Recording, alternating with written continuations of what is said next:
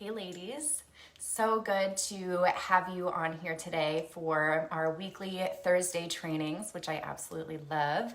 So today we're going to be talking about how to not be attracted to toxic behavior and red flags and green flags so that you can spot the behavior in the beginning, because when we catch it in the beginning, it's so much easier to get out quickly instead of sticking around and cultivating feelings. So if you are here with me, then go ahead and drop a comment, drop a like, let me know that you're here, say hi, and if you are watching the replay, then go ahead and hashtag replay. So this is going to be a really great training. And I'm curious. I talked about my experience with my group last night, and there's this movie. I'm not sure if any of you have seen it. Let me know if you have. It's called Good on Paper. It's new on Netflix, and it's Andrea Singer's movie. She's a comedian, and she is hilarious. And so I just watched it yesterday, and I was like, oh my gosh, every person in the world needs to see this who is in this group and that is my client, because it's basically about Andrea, and she started dating this guy. There was a lot of red flags, and he ended up basically catfishing her, and she wasn't really willing to see the red flags in the beginning because she wanted to be loved so badly. So that is it was really funny to watch. And it was pretty insightful coming from my perspective, being a coach who not only has gone through this personally, but who helps women with this every single day. And so, so when it comes to being attracted to a toxic partner, I say that in a way of we are attracted to them, because I know that often we say, and I say, we attract toxic partners, which is true, but toxic people are everywhere. And people with healthy self-esteem and self-worth, they don't stand there for their behavior. Toxic people will go for anyone, but people with low self-esteem and low self-worth and codependency and love addiction, they are easy targets. And I hate to say it like that, but me going through this myself, I was a very easy target for narcissists, toxic people, people that took advantage of me, because I was very weak-minded and I was wounded, and I was willing to really put my blinders on to red flags because I wanted that love so badly. So when it comes to the way that we become attracted to these toxic behaviors, what happens is the subconscious will it will sense that the other person can harm us or cause pain like we have felt before. And so when we think about that, I've said this to my clients, and if you've spoken with me before, one of my main things is when we have gone through pain in childhood or experiences in childhood where we didn't get our emotional needs met, maybe we experienced some trauma, no matter how big or small it may be. What happens is our subconscious will seek out people and experiences over and over and over again in adulthood to try to recreate that trauma so that it can be healed. And so the psyche, what happens is the psyche loves familiarity, and it wants to recreate this experience so that it can have a healed outcome. And so having that familiarity, if I'm sure you guys can relate to this, we have some of the greatest chemistry with the most toxic people. And so when we have this chemistry, it's really our subconscious noticing this familiarity, right? And that's probably why you can see patterns over and over and over again with either the way that you were treated in childhood, the experiences you had, the way you felt, and your romantic partners today. So our romantic partners often resemble the parent or caregiver that we had the most turmoil with. And so for, my personal experience, I was dating somebody who he told me that he owned his own business. He never told me that he had kids or anything of the sort. He just seemed like a really great guy, and he kind of convinced me to date him, and he would always say these really, great things. And as he would love bomb me. He'd tell me that, I was such a special person. He loved me already. And he even got my name tattooed on him very early on. And so I was like, wow, like this is awesome. This guy must really like me if he is already, this much invested in me. And that right there is a huge red flag, gigantic. But my old wounds, my codependency, my love addiction was telling me that this was great, this was perfect. I was finally loved and I was finally accepted. And so the red flags, I decided to completely ignore them. And the major red flags were, I had never been to his house.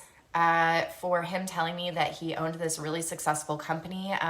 His car was kind of beat up, and I was like, well, that's weird. For somebody that's as successful as him, you'd think that he would fix his car. So that was my intuition telling me that something was wrong. And so my intuition kept bringing these things up of hey, this isn't really adding up. This isn't adding up. And so, I'd noticed that he was really available all the time. And so, I was like, when do you go to work? And, he would tell me a lie, whatever it was. And then he would also, tell me, say that he wanted to take me on a shopping spree. And so he would take me on small little shopping sprees and, things like that. And still my intuition was coming up and it was telling me the things that are going on here aren't really adding up. I had never been to his house. I asked when can we go to his house? And he would always come up with an excuse. And so, about 2 months go by with this situation, and it ends up that one day while I was at school, I had saved up all this money to put myself through school. And while I was at school, he ended up stealing all of my money and blocked me on everything, really just randomly. And then everything, kind of came out. His ex-wife called me. Everything came to light that he was unemployed. He was living with his parents. He had a drug problem. And I knew that something was wrong, but my codependency, my love addiction wouldn't allow me to truly see it. I was more I didn't want to know. You know what I mean? And so when we're going through this, as somebody who is healed and doesn't struggle with codependency or love addiction or doesn't need validation or attention from a man anymore, I can spot red flags so easily, and I am immune to the manipulation tactics because it doesn't faze me anymore. If I have an intuition feeling that doesn't feel good, I immediately follow it, and I always end up being right at this point. And if I notice a red flag, if somebody's coming on too strong or they're love bombing me, it's actually quite unattractive at this point when it used to be something that drew me to the relationship. And so we'll go on to in order to become unattracted to toxic behavior is we have to figure out where these core wounds are coming from. So like I said, our subconscious will seek these people out because it knows that they will deeply hurt us in the way that we've been deeply hurt before, and our psyche is trying to recreate that experience. And so we have to go back and locate those core wounds. And so what I've seen over my time in coaching and with my personal experience is if we feel invalidated, if we were emotionally neglected, if we were emotionally abused, gaslit. Maybe there was a divorce. Maybe you were adopted. Maybe you just felt left out by your siblings, or you were heavily criticized. The list really goes on. Maybe it's more serious in a fact of you were, you had sexual or physical abuse. Like I said, the list goes on, but we have to locate those core wounds and heal them. This is the most important thing that we can do when we're trying to heal.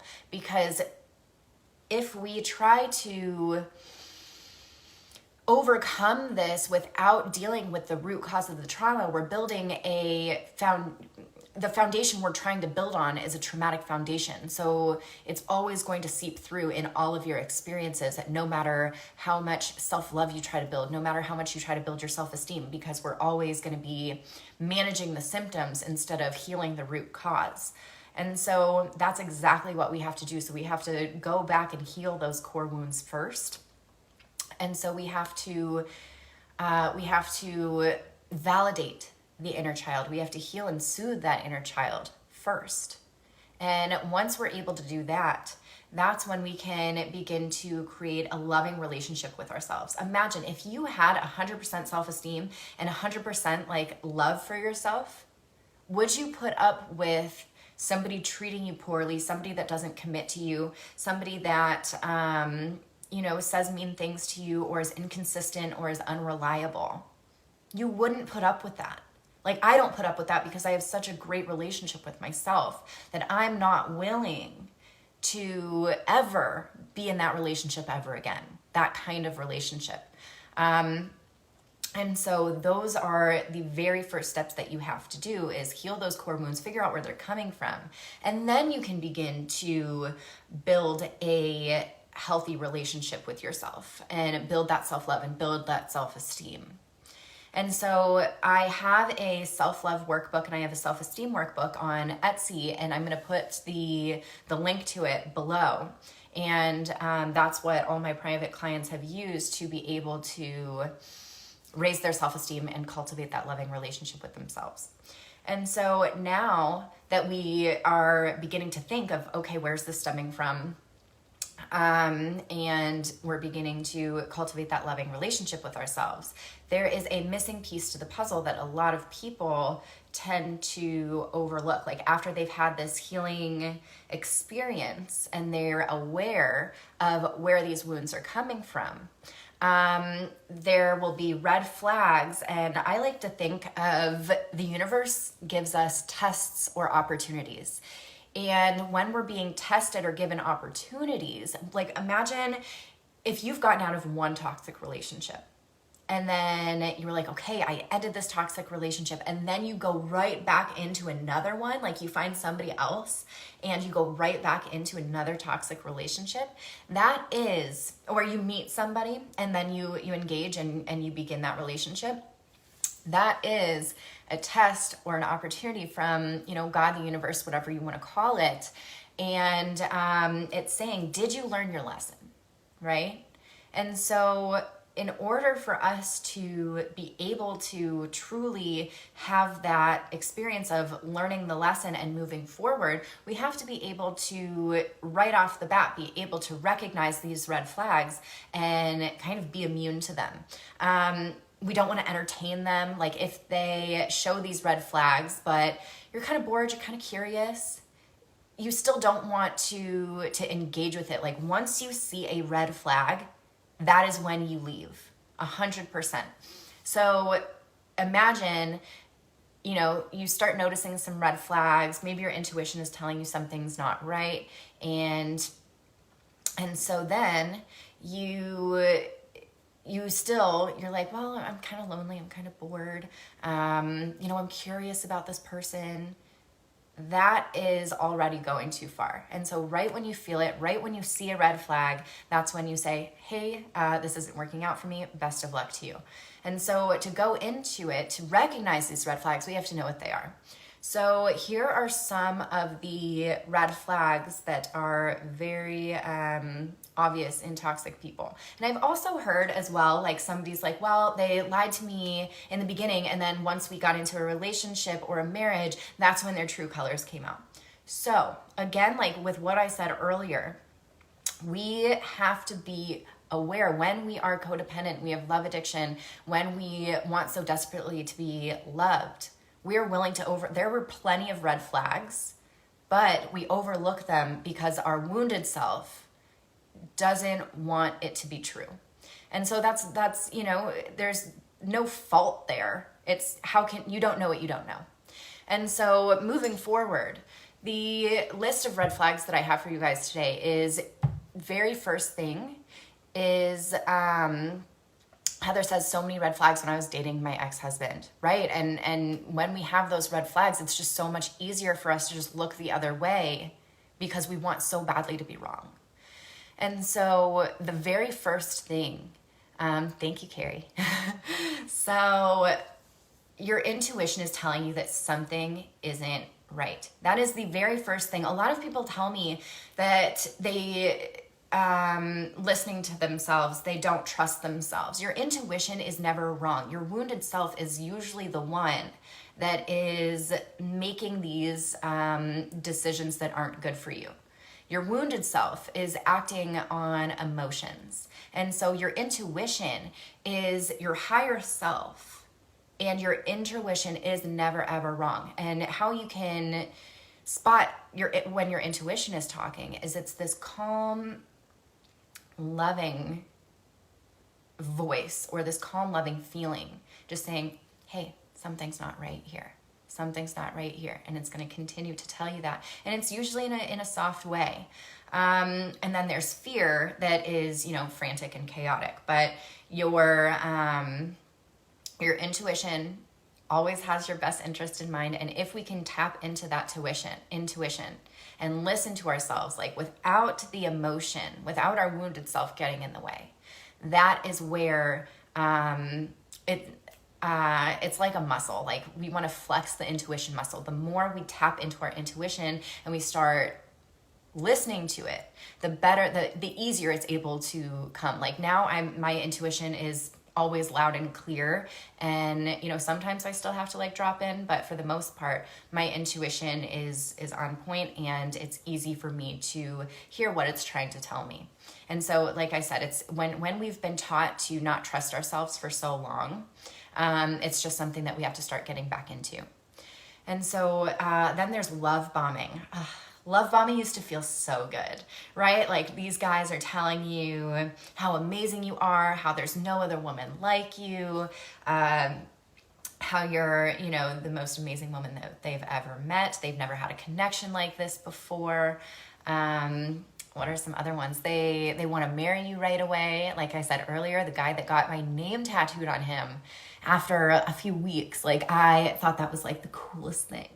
And now I look back at that and I'm like, are you serious? Like how did I even enjoy that? Because love bombing, when we don't have the love that we need, when we're lacking self-love, and we also didn't get the love that we needed when we were children, it's when somebody's finally filling that void for us, that is like the best thing ever. It feels so good. And we're like, finally, this is what I've been waiting for my entire life. And then once we're hooked, the switch flips. And so getting ahead of it and being like, okay, if this person's love bombing me, then like it's an automatic no. And you can love bomb yourself. Like you can go like look in the mirror and be like, man, you are so amazing. You are the most beautiful woman that I've ever met. Like love bomb yourself. And, you can do that instead. And so if this person is always referring to their crazy ex is probably crazy for a reason. Okay, so imagine all the people that have told you that their ex is crazy. I know personally, like I've had these experiences where, my ex-boyfriend would tell me when we first started dating, oh, my ex is crazy. She breaks into my house and all this stuff. But in reality, she wasn't breaking into his house. They were still together. And she noticed that he was being sketchy, which was because he was dating me and I didn't know. And so we have to recognize, like, why is it their crazy ex? Okay. And And if they have a crazy ex, then something brought them together. They have some wounds that attracted that crazy ex. And so that's also a no-go. If they are in a relationship, or if they just got out of a relationship. If somebody just got out of a relationship, then chances are they are not looking to hop back into another one. And so they're wanting to either rebound, or they're wanting to, they're looking for something casual. And if you're here with me, you probably want that loving, committed relationship. If that person just got out of a relationship and they want to take you on a date, I would decline and say, you should have some time to heal after your breakup. Let's chat in a couple months. And so right here, when you can do something like that, you are exuding self-respect. You are respecting yourself on such an insane level. We have to normalize, self-respect is so sexy. And the people that don't like when you respect yourself are the toxic ones, and they are going to leave because you have so much self-respect that they're going to be like, I can't fool this girl. You know what I mean? Because she's on top of her game. So my tricks won't work here. If his words don't match his actions don't match his words, if he's not in integrity, if we are being he said that he was at this place yesterday, but then he said this, and it just doesn't feel like that's adding up. That's because it's not adding up. You're not crazy. It's not you being paranoid. It's truly because your intuition is telling you what he said isn't what he actually did, and there's evidence to back that up, but then we question ourselves. And so we just really have to look at that and say, okay, he said this, he did this, I'm looking back at the text messages or whatever it is, and it's not adding up. Then that's when you can say, hey, this isn't working out for me, take care. They don't take responsibility for their actions. If they did something that was hurtful to you, and then they minimize it, or they turn it around and blame you. That's a major one. If he's unsure of what he wants. If we're here, like I said, we are looking for a committed, loving relationship, or we're wanting to heal from these toxic behaviors. We don't want somebody that doesn't know what they want, because if they don't know what they want, and we know that we want a relationship, right there in the beginning, we're setting ourselves up to get hurt. But there's that part of us, that codependent part of us, that's maybe I can change him. Maybe I will be such a special person to him that I can change his mind, and he'll fall in love with me, and he'll know exactly what he wants. I did that for almost 3 years with an emotionally unavailable person. And it took such a horrible toll on my self-esteem, because I was okay, he's telling me he doesn't do relationships, but we get along so well that he's going to see that I'm worthy of getting into a relationship with. And it didn't work out. So in the beginning, if they say they don't know what they want, or they're emotionally unavailable and they let you know that, cut it off. This will save you so much pain and heartache. They don't ask questions about you. Have you ever been on a date or started talking with somebody consistently and they never asked you questions about your life? They would either talk about their accomplishments, their life, their interests, their hobbies, but you're okay, that's great. I know all these things about you, but not once have you asked me my thoughts, my feelings, my dreams, my childhood. That's a major red flag, because this person isn't interested in getting to know you. If they push you for sex or hooking up too early on, that is a major disrespect to your boundaries, and that is an automatic no. Somebody who pushes you for sex early on, and you've already told them hey, I'm not ready for that, but they don't listen and they continue to try and try, physically and probably verbally. That is, imagine if they are disrespecting that early, imagine everything else that they're going to disrespect if you guys are together for months or years. And then if they are sexualizing conversations, that one is, you think that it's playful, you think that it's cute, you think that it's silly, but them sexualizing conversations is a red flag because their minds are more on the physical aspect, even if it's jokingly. It's just another way to see that maybe that they aren't ready for a serious relationship. And so, green flags.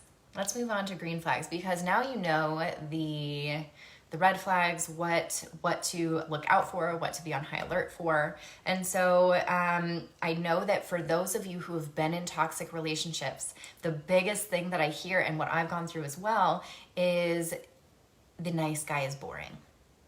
You go back to the toxic one because the nice guy is boring. And that's not to say that some of the guys that you're going out with are in fact boring because, that's common, it's normal that, you'll go out with somebody and they don't, they don't excite you. But we are not looking for chemistry, we're looking for connection. Chemistry usually ends up being toxic, like I said before. Chemistry is, like, if we date for chemistry, that is going to be the insanely hot, toxic relationship. But if we date for connection, which is taking things slow and getting to know each other and vibing and feeling safe, allowing that to play out and allowing and training yourself to enjoy that. Because once you get out of trauma brain, which is what most of us are in right now, you begin to value and it's not exciting, but you begin to value the getting to know someone on a deep emotional level instead of like that hot and heavy chemistry level. And so green flags, number one is they're single. We like that. They've been single for a little while. And they are looking for a relationship. They know what they want. They're single and they are looking for a relationship. They listen to your feelings and they ask questions about you. That's a really great sign that they are emotionally invested and that they are capable of having deep conversations with you. A lot of the time we can be with people that are uncomfortable when it comes to having conversations about your feelings. But if somebody can hold you in that space, that is a huge green flag. If they are reliable and consistent. Oh my gosh, I was talking about this the other day. Consistency and reliability is so sexy. And it may not seem sexy to the people who have had this chaotic trauma for so long, whether you had a chaotic childhood, dysfunctional childhood, and then your relationships in adulthood are now dysfunctional and chaotic. You never know when you're going to hear from him, and it can be exciting. Then you try to earn his love. And so we have to train ourselves to understand and to feel like reliability and consistency is sexy. That is a major green flag, and I think it is one of the hottest things that a guy can do at this point. I used to love those guys that I wasn't sure if I was going to hear from them that day or not, but it comes down to training yourselves out of the trauma brain that you've been in, the drastic highs and the drastic lows. They are honest and they act in integrity. If they are doing what they say they were going to do, that is a major green flag. They're acting in integrity. Imagine if they're already they stay on top of dates, they call you when they say they're going to call you, they text you when they say they're going to text you. Imagine living with that person long term. That's really, really great. Being able to just know what to expect for once. It's something that we do have to train ourselves to like. And that's why I say, make these mindset shifts now that, boundaries are sexy. Respect is sexy. Reliability and credibility is sexy. All of these things we have to start normalizing because we haven't had it before. And so we have to start thinking, okay, these things are good. It's normal for me to feel resistance to this because we haven't had it before, but training your brain into that. And then you feel safe with them. That's really important. Feeling safe with somebody. If we haven't felt safe ever in our lives, feeling safe can actually be quite uncomfortable. And so learning that calmness that you're feeling, a lot of the times, we are in constant fight or flight mode. And so if we're not constantly busy, or we're not constantly overachieving and being perfectionists, or we're not constantly occupied, then we don't feel good. We feel uneasy. It's the same thing in relationships. If we feel safe in the relationship, then we go to self-sabotage, and then we stir up some drama, right? Or we end the relationship because it's uncomfortable for us to feel that safety because we're just not used to it. And so those are, the steps for ending being attracted to toxic people and recognizing red flags and recognizing green flags. Like I said before, the way that you stop being attracted to this is figuring out where it's coming from in the first place, and then going into building that relationship with yourself, building that loving relationship with yourself, and then turning down these people that don't resonate with you, or turning down these people that have red flags. It's going to become a lot easier. You're going to be like, that's weird. Like, that person right off the bat is triggering me, and I can easily walk away from this because I love and respect myself so much. And so it takes practice. It takes practice. Imagine how long you've been having toxic relationships for.